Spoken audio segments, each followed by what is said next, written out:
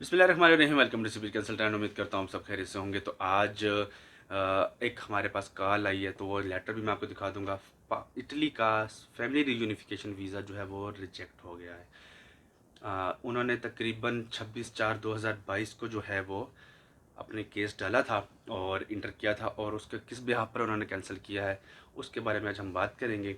Letter आपको screen पे show हो रहा होगा। मेन चीज़ क्या है इसमें, जो डिटेल उन्होंने लगाई है, सेक्शन लगाने के बाद उन्होंने बताया है क्लियरली कि आपके जो डॉक्यूमेंट हैं वो प्रॉपरली असली नहीं हैं, फेक है। ठीक है।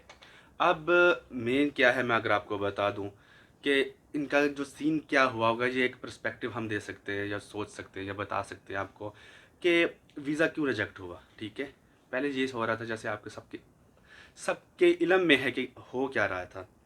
डॉक्यूमेंट लीगलाइजेशन के लिए जाते थे, टेस्ट होकर वापस आ जाते थे, और उसके बाद फिर आप वीज़े की अपॉइंटमेंट लेते थे और वीज़े की अपॉइंटमेंट में फिर सारी फाइल जाती थी, और फिर इंक्वायरी ऑफिसर आया करते थे, और इंक्वायरी ऑफिसर जो है इंक्वायरी करके और चले जाते थे एम्बेसी को रिपोर्ट दे के, और बाकी जो भी सर सिस्टम होता था। इस केस में भी सेम यही सिचुएशन हुई है। एप्लीकेंट को ये लगा है कि मेरे जो पेपर हैं उसकी जो लीगलाइजेशन स्टैंप है वो फेक है, और उसकी वजह से मेरा वीज़ा रिजेक्ट हो गया। लेकिन असल बात ये नहीं है।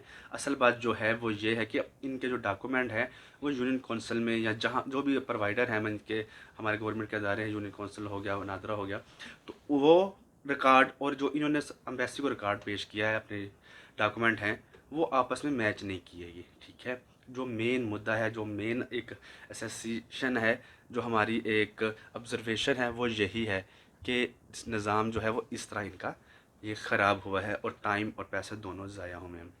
मेन चीज़ क्या होती है, जब भी आप अपने पेपर को करेक्शन करवाते हैं, ओके करवाते हैं, तो ये इंश्योर कीजिए कि आपका जो रिकॉर्ड है वो खाली आपको हैंड ओवर जो किया गया है उसमें नहीं, जो यूनियन कौंसल का, जो हुकूमत पाकिस्तान का रिकॉर्ड है, वहाँ भी दुरुस्तगी लाजिम है।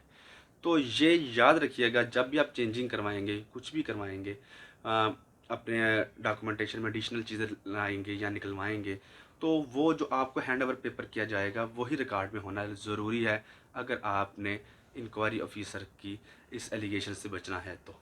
क्यों?